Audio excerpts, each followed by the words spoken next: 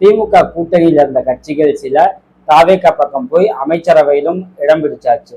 இப்போ சில கட்சிகள் திரும்ப திமுக பக்கம் வர தயாரா இருக்காங்க அப்படிங்கிற சந்தேகம் எழுந்திருக்கு. அது ஏன், என்ன காரணம், எந்தெந்த கட்சிகள் திமுக பக்கம் வர தயாரா இருக்காங்க, இப்படி பல விஷயங்களை இந்த வீடியோல பார்ப்போம். வெல்கம் டு அன்காஸ் தமிழ். நான் உங்கள் எம்எஸ்பி.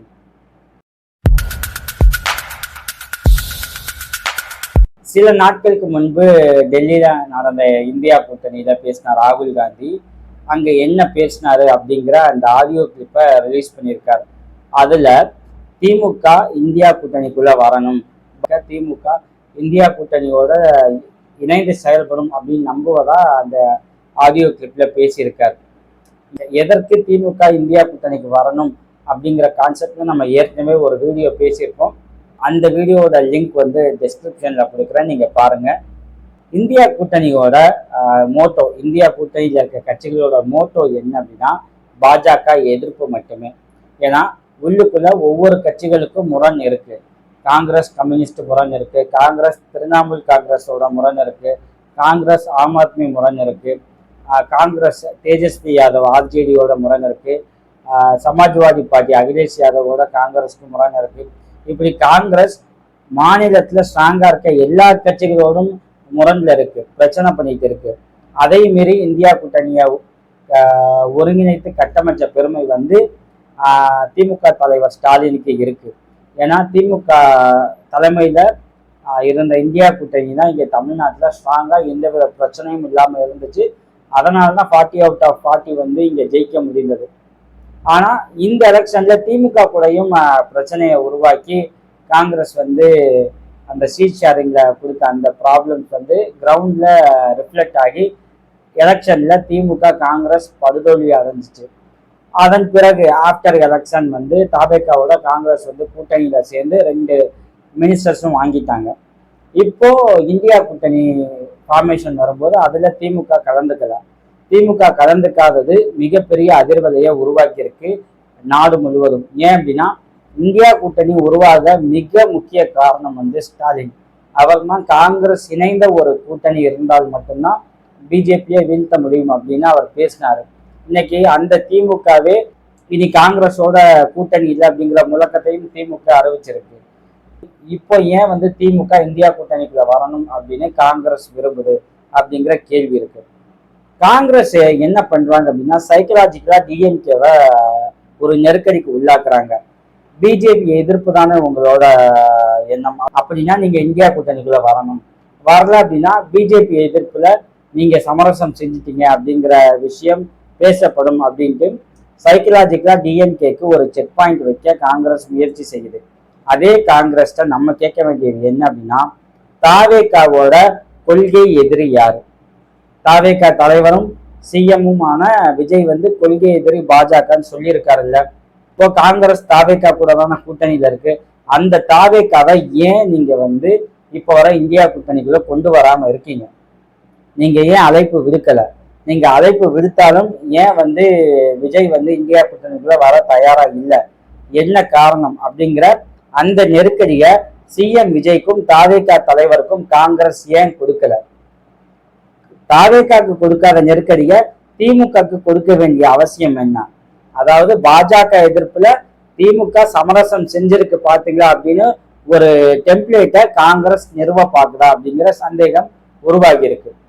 பாஜக எதிர்ப்பு தான் தீர்க்கமான விஷயம் அப்படின்னா நீங்க தாவேகாக்கும் அந்த ப்ரெஷரை கொடுக்கணும்ல. தாவேகாவை இந்தியா கூட்டணிக்குள்ள நேரம் கொண்டு வந்திருக்கணும்ல. ஏன்னா தாவேகாவோட கொள்கை எதிரி பாஜக தானே. ஏன் வந்து நீங்க விஜய இந்தியா கூட்டணிக்குள்ள கொண்டு வராம திமுகவை ஏன் இந்தியா கூட்டணிக்குள்ள கொண்டு வர முயற்சி பண்ணிட்டு இருக்கீங்க? இதற்கான பதில் தெரியணும் தானே. என்ன ரீசன்? அதே நேரம் இந்த பக்கம் விசிக தலைவர் திருமாவளவன் அவரு இப்போ ரீசெண்டா கொடுத்த பேட்டியில என்ன சொல்லியிருக்காரு அப்படின்னா தாவேகா ஆட்சியில அமைச்சரவையில இடம் பெற்றதாலேயே நாங்க தாவேகா கூட கூட்டணியில இருக்கோன்னு கிடையாது, எப்ப வேணாலும் நாங்க வெளியில வரலாம், இது கூட்டணிலாம் இன்னும் உருவாகவில்லை அப்படின்னு பேசியிருக்காரு. எனக்கு உண்மையிலே புரியல. திருமாவளவன் கடந்த சில மாதங்களாவே முரண்களின் மூட்டையா பேசிக்கிட்டு இருக்காரு. தாவேகாவோட மினிஸ்ட்ரியில இடம் வாங்கியாச்சு, மினிஸ்டர் போஸ்டிங் வாங்கியாச்சு அப்படின்னா அது கூட்டணி தானே, அது கூட்டணி அரசு தானே. ஆனா கூட்டணியில இல்லைன்னு எப்படி நீங்க பேசுவீங்க? இது என்ன என்ன விதமான இது லாஜிக் எனக்கு புரியல. தாவேகா சிஎம் முதலமைச்சர் விஜய் அனுமதியின் பேர்ல தான் வன்னியரசு வந்து இன்னைக்கு அமைச்சரா இருக்கார். ஆனா கூட்டணியில இல்ல அப்படின்னா இது யாராச்சும் நம்புவாங்களா? இல்ல யார் நம்புவாங்கன்னு இதை நீங்க பேசிக்கிட்டு இருக்கீங்க அப்படின்னு நமக்கு புரியல. எப்ப வேணாலும் வரலாம் அப்படின்னா இந்த சிக்னலை யாருக்கு கொடுக்குறீங்க? நாங்க தாவேகாவோட ஒன்றும் ஜெல்ல ஆகல அப்படின்னா மினிஸ்ட்ரியில இடம் வாங்கியாச்சு இல்ல, அப்ப கேபினெட்ல இடம் பிடிச்சதுக்கு அப்புறம் நீங்க தாவேகா கூட கூட்டணியில இல்லைன்னு எப்படி சொல்லுவீங்க? நீங்க ஆப்வியஸ்லி இங்க இருக்கிறது தாவேகா கூட்டணி அரசு தான். அந்த அரசுல பிசிக, ஐஎம்எல், காங்கிரஸ் எல்லாம் இருக்கீங்க. கம்யூனிஸ்ட் கட்சிகள் வெளியில இருந்து ஆதரவு. இப்போ கேபினெட் குள்ள போனதுக்கு அப்புறம் நான் தாவேகா கூட கூட்டணி இல்லை அப்படின்னா இது என்ன மாதிரியான சிக்னல், இது யாருக்கான சிக்னல் அப்படிங்கிற கேள்வி வந்திருக்கு.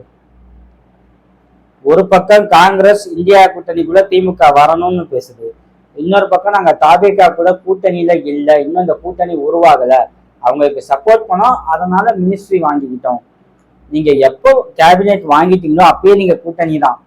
இந்த அரசியல்ல புது இலக்கணம்லாம் எழுத தேவையே கிடையாது. திருமாவளவன் அவர்கள், திருமாவளவன் எதையும் தீர்க்கமா யோசிச்சு கரெக்டா பேசக்கூடிய நபர். ஆனா கடந்த சில மாதங்களா ஆஃப்டர் எலெக்ஷன் அவரோட பேச்சு முன்னுக்கு பின் முரணாவே இருக்கு. ஸோ இதெல்லாம் பார்த்தோம்னா என்ன யோசிக்க தோணுது அப்படின்னா, இப்போ யங்ஸ்டர்ஸ்க்கான பாலிடிக்ஸ் வந்துருச்சு. திமுகலேயே ஸ்டாலினுக்கு இருக்க அந்த அதிகாரம் உதயநிதி ஸ்டாலினுக்கு வந்தாகணும், சீனியர்ஸ் எல்லாம் கொஞ்சம் வந்து ஓரமா போயிடணும், யங்ஸ்டர்ஸ்க்கு வழி விடுங்கன்னு பேச ஆரம்பிச்சாச்சு. ஓகேங்களா? இனி யங்ஸ்டர்ஸ் பாலிடிக்ஸ் தான் அப்படிங்கிற ஒரு டிபேட் உருவாக ஆரம்பிச்சிருச்சு. விசிகா திருமாவளவனும் அவரோட தலைவர் பதவிய அந்த கட்சியில இருக்க யங்ஸ்டர் யாருக்காவது கொடுக்கலாம். எல்லா கட்சியிலையும் யங்ஸ்டர்ஸ் வராங்க அப்படின்னா தாராளமா திருமாவளவனும் அதற்கான வழிவகை செய்ய வேண்டிய அவசியம் இருக்கு. வெளியாட்களுக்கு கொடுக்கணும்னு சொல்ல, விசிகால இருக்க யங்ஸ்டர்ஸுக்கே திருமாவளவன் அந்த பதவியை கொடுக்கலாம். ஸ்டாலினுக்கும் அதே தான், திருமாவளவனுக்கும் அதே தான், கம்யூனிஸ்டுகளுக்கும் அதே தான். இனி வந்து யங்ஸ்டர்ஸ்க்கான பாலிடிக்ஸ் தான் இங்க பேசு பொருளா இருக்கும் அப்படின்னும் போது மூத்தவர்கள் எல்லாம் வழிவிட வேண்டிய அவசியம் உருவாகி இருக்கு அந்தந்த கட்சிகள்ல.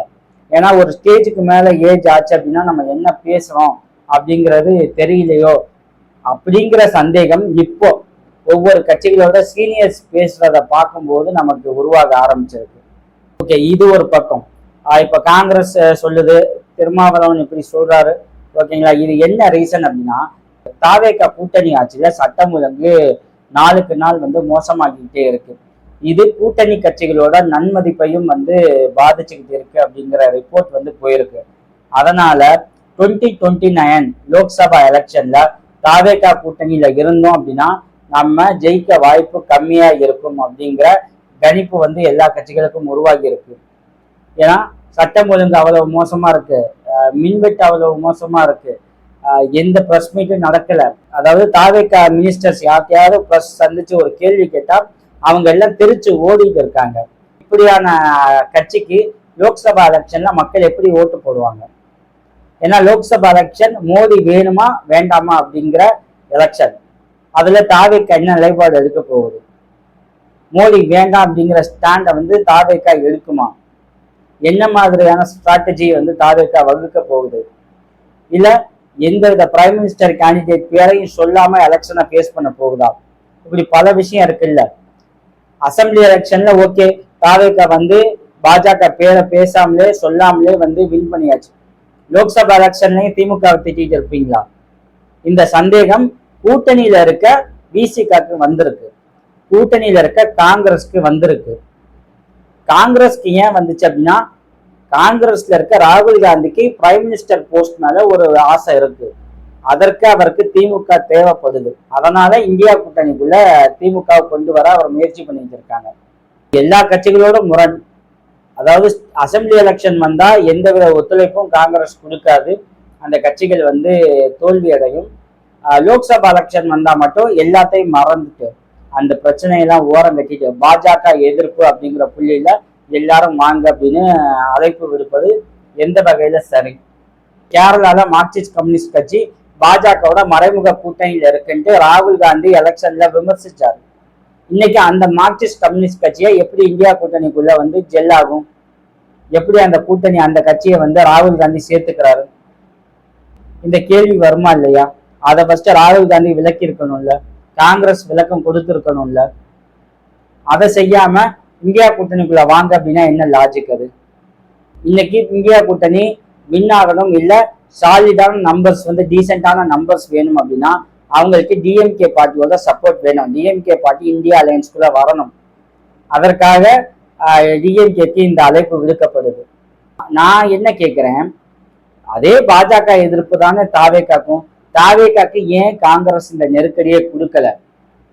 சிஎம் விஜய் என்ன சொன்னாரு?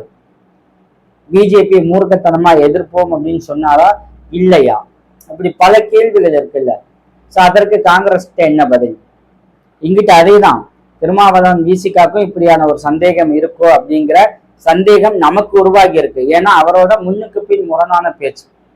தாவேகா அரசோட கூட்டணியில சேர்ந்து கேபினெட்ல இடம் வாங்கியாச்சு, ஆனாலும் நாங்க வந்து கூட்டணியை உருவாகல, கூட்டணியில இருக்கணும் மீனிங் கிடையாது அப்படின்னு சொன்னா அது என்ன மாதிரியான பாயிண்ட்?